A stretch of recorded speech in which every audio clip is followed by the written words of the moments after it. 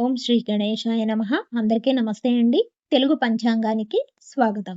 మార్చి 15వ తేదీ ఆదివారం.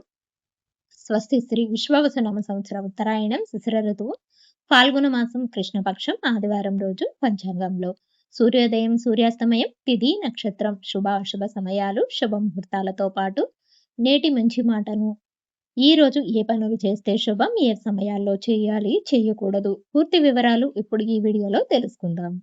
ఇంకా ఎవరైనా మా ఛానల్‌ను సబ్స్క్రైబ్ చేయకపోతే ఇప్పుడే సబ్స్క్రైబ్ చేసి బెల్ ఐకాన్‌ను నొక్కండి. సబ్స్క్రైబ్ చేయడం ద్వారా ప్రతిరోజు పంచాంగం మీకు టైంకి చేరుతుంది. మీకు ఈ వీడియో ఉపయోగపడితే ఒక చిన్న లైక్ చేసి మాకు సపోర్ట్ చేయగలరని ఆశిస్తున్నాను. మీరు చేసే ప్రతి పని ఈరోజు విజయవంతం కావాలని కోరుకుంటూ పంచాంగం వివరాల్లోకి వెళదాం. సూర్యోదయం ఉదయం 6:25 సూర్యాస్తమయం సాయంత్రం 6:27 చంద్రోదయం తెల్లవారుజామున 3:42 చంద్రాస్తమయం మధ్యాహ్నం 3:08 ఈ రోజు తిథి ఏకాదశి ఉదయం 9:16 వరకు ఉంటుంది. తదుపరి ద్వాదశి ప్రారంభమవుతుంది. నక్షత్రం ఉత్తరాషాఢ తెల్లవారుజామున 4:49 వరకు ఉంటుంది. తదుపరి శ్రవణ నక్షత్రం ప్రారంభమవుతుంది. యోగం పరిగా ఉదయం 10:25 వరకు ఉంటుంది.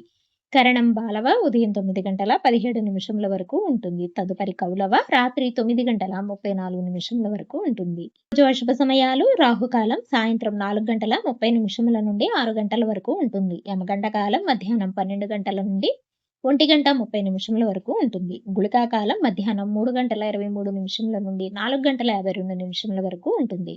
ఇక దుర్ముహూర్తం సాయంత్రం 4:25 నుండి 5:13 వరకు ఉంటుంది.